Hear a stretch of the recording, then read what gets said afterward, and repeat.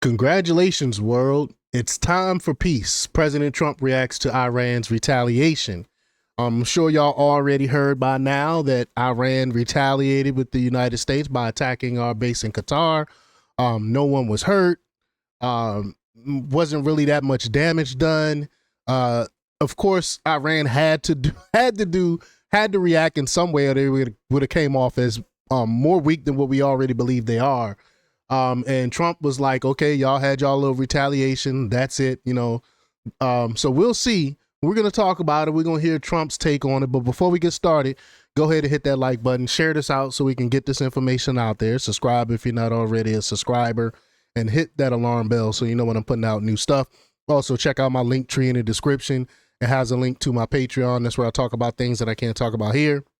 There's also a link to my Instagram and my X account, so follow me there as well. All right, so let's get into this news now. This comes from Red State, and they report that there's a well-known idiom, go big or go home. I think perhaps President Donald Trump's take on it might best be expressed as go big and go home.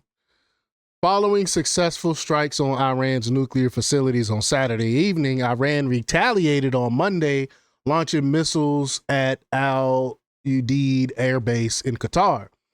However, reports following the attack indicated that it was largely thwarted and no significant damage was done. A senior White House official confirmed the attack had been anticipated and that President Trump is not interested in further military engagement in the region. Thank God. Like I said, y'all know how I feel. I do not want a major war.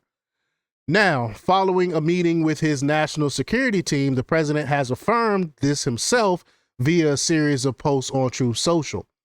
The first described the retaliatory attack and the lack of damage done, as well as confirming earlier reports that Iran gave notice of the attack ahead of time before striking an optimistic note as to what comes next. So Trump posted on Truth Social. He said, Iran has officially responded to our obliteration of their nuclear facilities with a very weak response, which we expected and have very effectively countered. There have been 14 missiles fired, 13 were knocked down, one was set free because it was headed in a non-threatening direction. I am pleased to report that no Americans were harmed and hardly any damage was done. Most importantly, they've gotten it all out of their system, and there will hopefully be no further hate. I want to thank Iran for giving us early notice, which made it possible for no lives to be lost and nobody to be injured. Perhaps Iran can now proceed to peace and harmony in the region, and I will enthusiastically encourage Israel to do the same. Thank you for your attention to this matter. The second thanked Qataris for their assistance and affirmed that no Qataris were killed or injured in the attack.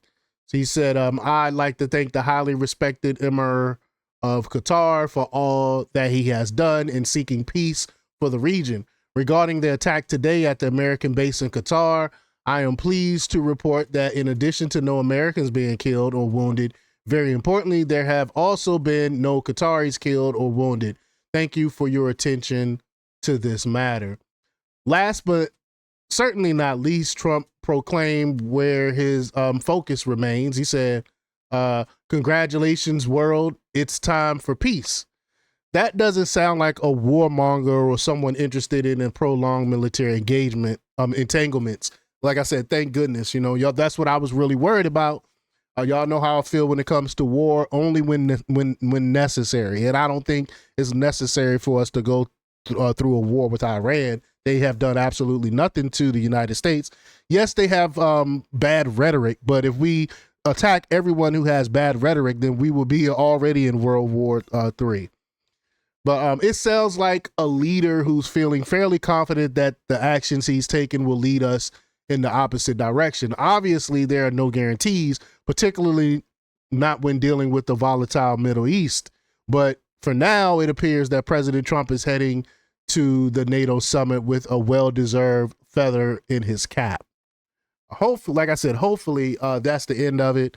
Only time will tell. But y'all let me know what y'all think about this. Are y'all optimistic? Do y'all think this is the end? Do you think Iran is going to do more? Do you think Israel's going to do more? Leave your comments down below. Like, share, and subscribe. And check out jjthepsychotherapist.com for the latest in news. Until next time, peace.